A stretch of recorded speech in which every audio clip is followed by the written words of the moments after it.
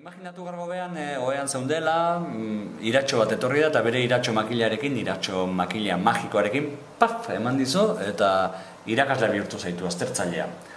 Ja ez zara ikaslea, irakaslea zala, eta orduan tokatuko zaizu, beste ikasle batzuen, mintzamena ebaluatzea. Zer egingo dugun? Bueno, irakurriko dituzu, beste irakasle batek idatzi dituen oharrak, eta orduan hori bai, zuk erabaki beharko duzu ikasle horietatik, zeinek gainditzen duen azterketa eta zeinek ez. Horrekin zer lortu nahi dugun? Bueno, ez irakasle sentitzea bereziki, baizik eta irakaslearen lekuan jartzea eta ikustea edo imaginatzea zer eskatuko dizuten zuri azterketa egitera zoazenean. Ziur aski lagunduko dizu ahaleginak bideratzen.